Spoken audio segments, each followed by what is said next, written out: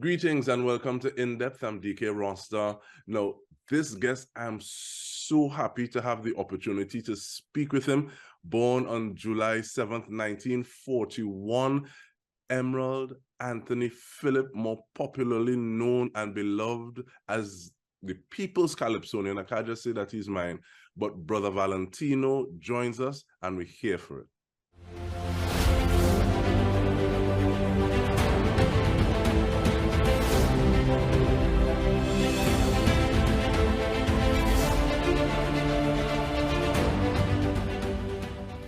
But his luck went bad, he was in bed.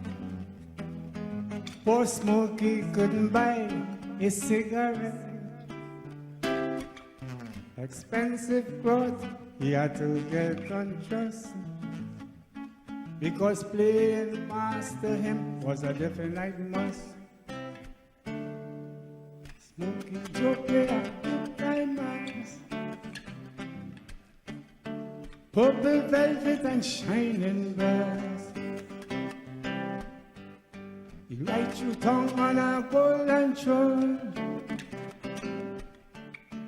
king of the road in a world of his own. Oh, yeah. Welcome, Brother Valentino. How you do? Not too bad. It's a pleasure to be on your program. Really looking forward to having a chat with you.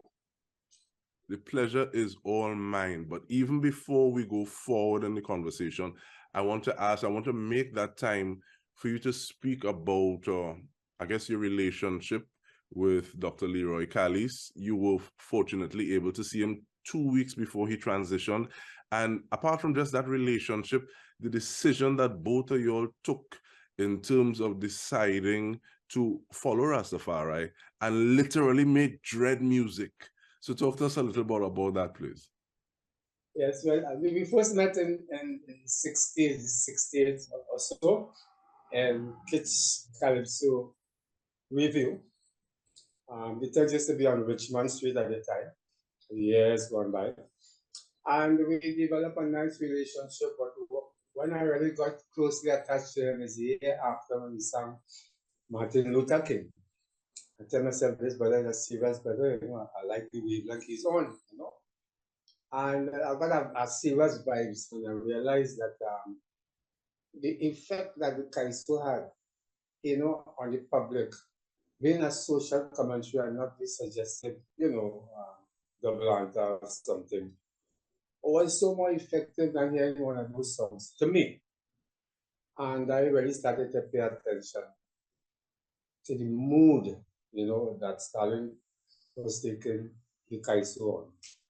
And I realized that, somehow or the other, I would like to get on the same wavelength with that brother, because the man really saying something, So from then, that developed a relationship that lasted until his death, And the relationship grew into so many different areas at Kaiso. We toured together, we did Blood Brothers together, like so many other shows we collaborated on. And until, there's a time when a man had to go his own way. He went his way, I went my way. Not severing the relationship as such, but, he took his direction and I took mine. No love lost, you understand? And I respected the brother for his work, for his attitude in Calypso, the way he looked at Calypso, not just as the average Calypsonian, but you see, he had a more serious intentional attitude towards Calypso than the average. And it all speaks for itself today. You see the result. And I knew that is where he was heading. So, the brother really and truly inspired me. And at times I inspired him. So we inspired each other. And at the time, we was on the same wavelength, doing nice things for Kaiso. Until, he decided, well, look, I go so, and but as I told you, no love lost, and we still remain, friends and whatnot. But all in all, I learned something from you. We could have learned from each other, but I would really honestly say that I learned a couple things from you. You know, I mean, like it was certain qualities that he had. Like sometimes when you don't sing as a Calypsonian might dance and you just walk off the stage. Stalin was dancing and then he would walk up to the band, respect them, bow to his chorus group and he would walk. And I used to observe these things, you know, these little things that the Calypsonians lack. That the fella really showed me, you know, I mean, like this certain qualities. I started act, you know, and it gives you a sort of a relationship with a musician too. When artists, you could acknowledge them.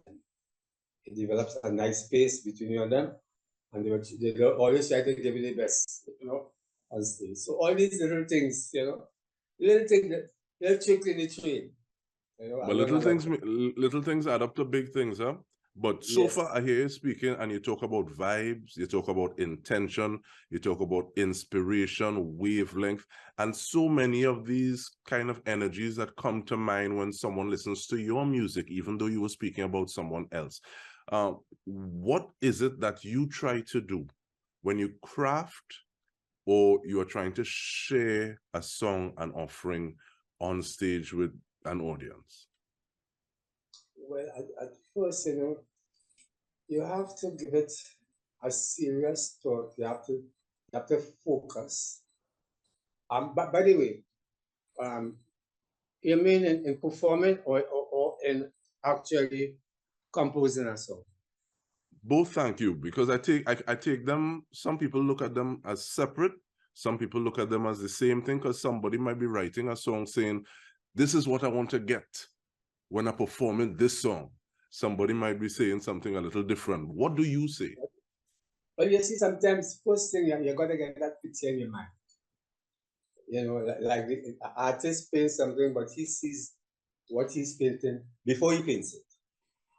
So, you know, so then you have to see that thing in your mind, you have to use the imagination, because the artists have to use a lot of imagination, you know.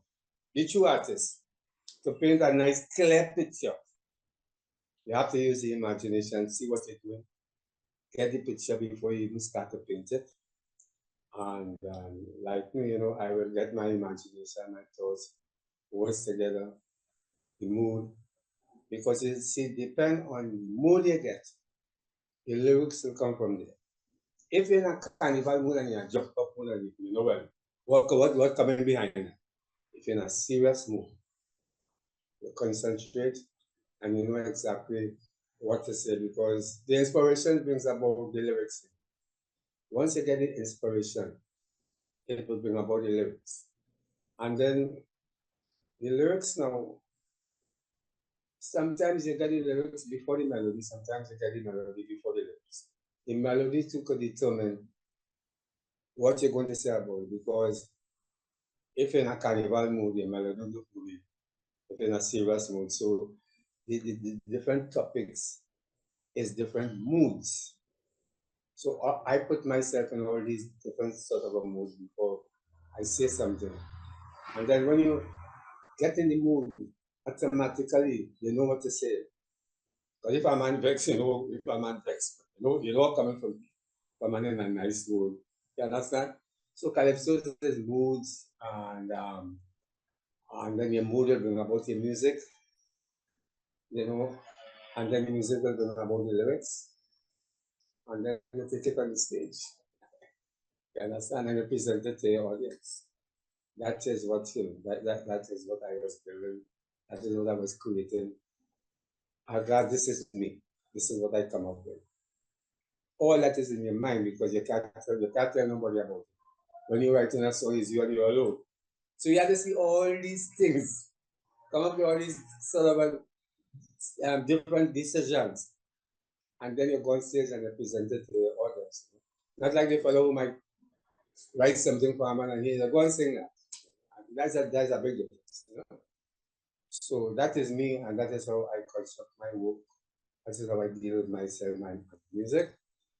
And so far, you know, it worked very, very, very, very good for me, because the method, you know, sometimes you have different methods. You know, like the chemistry or what we might call it, you know. But you know, I have a sort of a different method because is what I am about to say. Always something constructive, something serious, something sometimes people might not like it, but you know what you have to say as an artist. And a true artist, you don't compromise. Sometimes it could put you in trouble, but a true artist don't compromise, and that is the hallmark of a true artist. You never compromise because you get that inspiration. You know, it's an inspiration you just get. So that inspiration is like a message. Okay, well, like in there's always want to kill the messenger. You know? But with that, we're going to come back on that point. A true artist never compromises, and some of the things that go into that message. Stay with us. We're speaking with Brother Valentino. We'll return with so much more.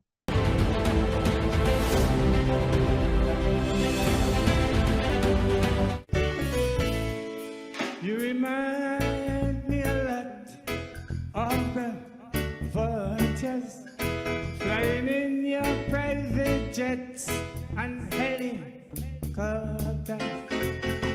at the expense of the poor.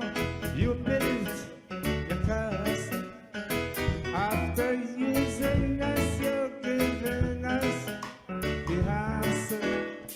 You feel you are so protected up in orbit. You don't know you're just another flying target. Birds that fly high, none of them ever touch the sky. Birds that fly high, come to die. So clap your wings and fly. You could never touch the sky. And don't care how high you fly, you got to fly now, come to die. Birds that fly high, got to fly now, come to die. Play a guitar for me.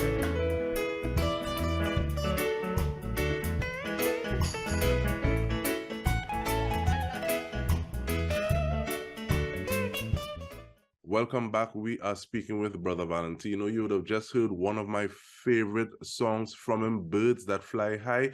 And this is from a concert at the Kaiso Blues Cafe. On vocals at that point in time, there was Rose Osmond, Carla Gonzalez, Jarrell Forbes, Tamo Harewood on bass, Wayne Guerra on keyboards, Theron Shaw on the guitar, Macasey Joseph on drums, and Ajibola Sheena Richardson on a percussion.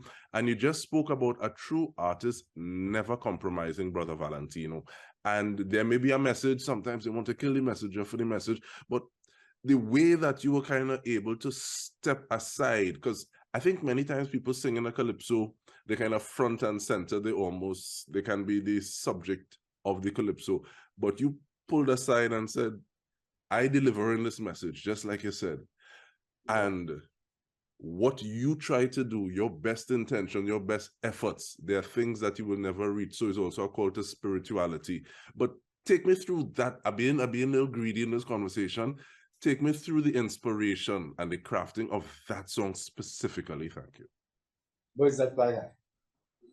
Yes, well, please. You know, sometimes you look around and you see people really trying to look down on people. Sometimes even your neighbor, I simplifying it and I'll take it to the highest level too. Even your neighbor sometimes, you know, you might, because you may have something, or you might be able to achieve something more than a neighbor, or whatever, or you feel that you're in a higher status.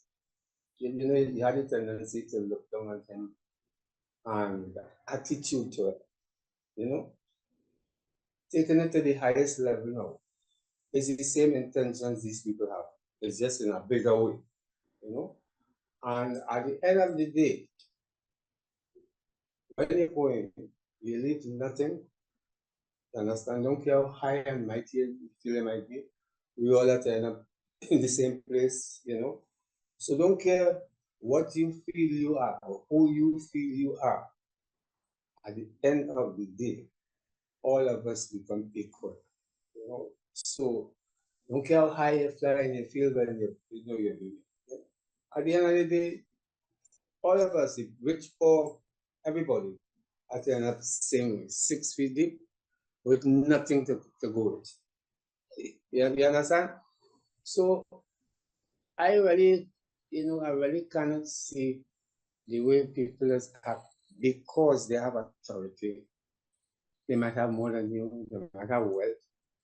But the compassion and the love, that thing it takes it clean away from them. And sometimes there's one thing over. Why money or wealth or riches or whatnot? Let's just take away love from people. And it becomes their God. And sometimes, because they have look at people as nothing. But I feel that is not the right way for a human being to live. So all these philosophies and things I was trying to get across in the song, and that's a heavy piece of philosophy. Those that fly high have to fly back down to the ground. Don't care how high you fly, you can never touch the sky. So I mean, let's all be, human beings and not other. Let's all be human and not human beings. You know what I mean? But according to the saying, all of us is human beings, and a being is something else. We are not humans. It says so much of things. It relates to situations, so much different situations where you feel better than me, you want to dominate me. And I mean, it's an attitude then. It's an attitude, And looking at attitudes, another thing that you have brought into song consistently is love for your helpmate, love for your partner. Whereas Yes. they would find a lot of individuals in the art form, the kind of songs they would sing is almost as though, well, a car carry sand to the beach, or you're going out and finding somebody in a party. Very different to you saying, I see a woman with a throne of grace every time I look at your face. And you make me feel like a king. Tell me a little bit about that. That was also my wife. That's a Peggy. Exactly. And the thing is that, and this is something else that you would have shared with Black Stalin, because people vex that he saw he want to go party with his wife, or singing together forever, or stay giving praises. But that person who is helping to propel you, y'all are giving each other strength, and you exalting that person, immortalizing them in song, as opposed to saying, well, something else. Yes, what goes into that decision? Because there are other people who have not taken that decision, but you have. Yeah, you see, because I mean, it depends on how you take your art from, how you want to put it over. But if it's very serious, and in your thing, you have to show some respect. It has to have some pride and respect and dignity in what you say. And the listener has to observe it. The pride, the respect, in your song. Whereas some of these guys, they show a lot of disrespect. You understand? But I mean, like, you cannot use the woman in that context in Kai. So, you can't prostitute the art in that way.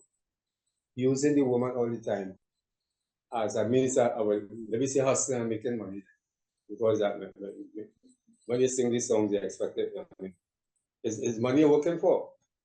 And if it dies the way you intend to make it, go ahead. But that's not the way I intend to make my life. And looking at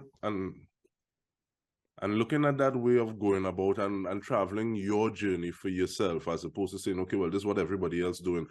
How does it feel when someone is able to take your songs, you performing your songs, and tell a story as timely as the Black Power Revolution in 1970s? Because it's almost as though your songs stitched together that documentary. How does that make you feel, saying that this is how your work is able to be used?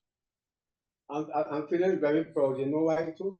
Because I know I've made a contribution towards the struggle and towards what's going on at that time. And it was for a cause. You know, it was for a worthy cause too. So I was glad that I could have made a contribution and be a voice at the time when that whole, scenario was taking place. Yeah. And in terms of being a voice and looking at your contributions, is there one that you have that may not be a favorite, but at the same time you think, how people didn't catch that heights that I was trying to share with that song? What was one of them? Well, let me just not sure anymore. When I could pinpoint, if I could really pinpoint one of these songs. At the time of the revolution, the 70 revolution,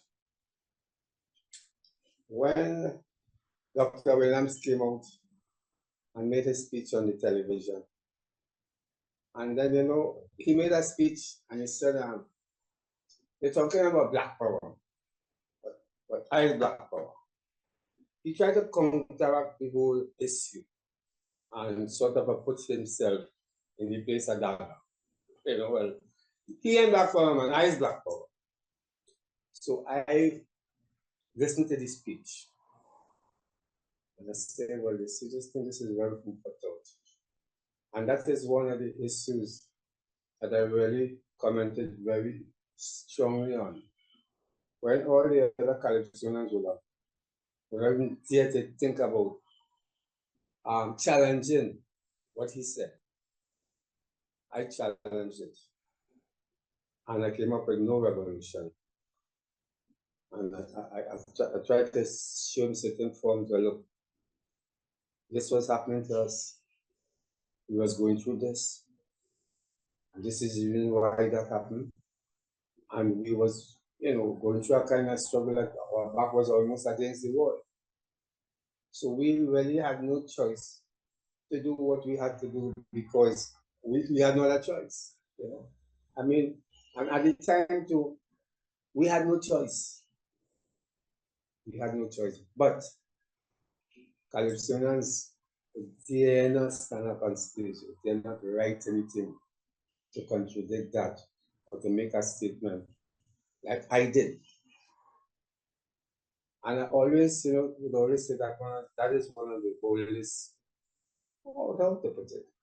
I mean, I don't think at the time a Calypsonian would even dare to even say anything negative about the doctor.